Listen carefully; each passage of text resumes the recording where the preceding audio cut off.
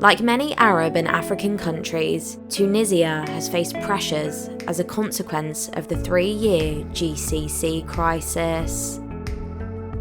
The North African country, with its long history of relations with Saudi Arabia, the United Arab Emirates and Qatar, saw itself having high stakes in the outcome of the Gulf dispute when it broke out in 2017. Highly dependent on investment and financial support from GCC states, pragmatism, not ideology, has always shaped Tunisia's Gulf foreign policy. Therefore, it was not surprising that Tunis decided to not take sides in the Arabian feud that has had many ideological dimensions. Thus, for numerous reasons, Tunisia never joined the anti-Qatar bloc of Arab and Islamic countries. One reason had to do with the goodwill that Doha gained in post-revolution Tunisia. Qatar's financial assistance and investment in Tunisia following the Jasmine Revolution helped maintain stability during a period of uncertainty that followed the former dictator's fall from power.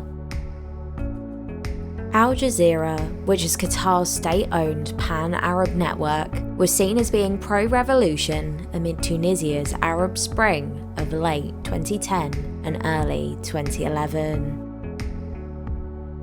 Yet certain elements in Tunisia, mainly secular elites, oppose Doha and blame the Qataris for the spread of political Islam and terrorism in their country and the wider Arab world.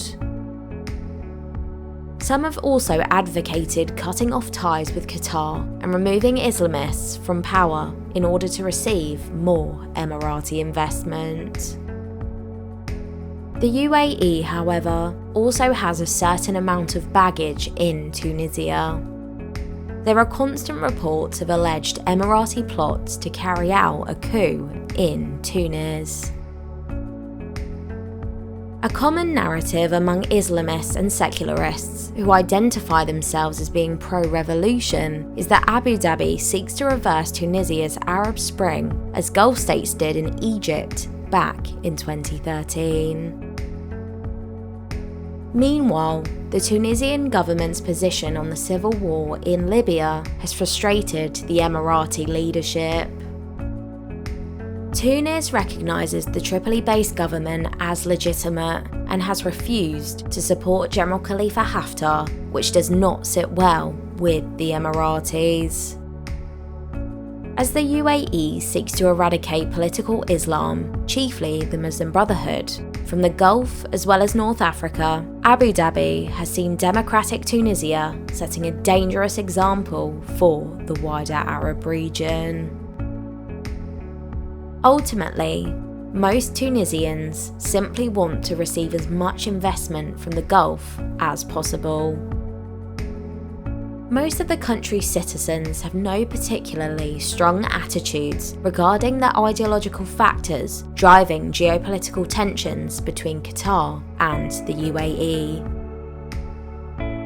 Nonetheless, over the past 3 years, the percentage of Tunisians who are solidly pro-Doha or pro-Abu Dhabi has increased. Thus, Tunisia has grown more polarised as a result of the GCC feud's regionalisation.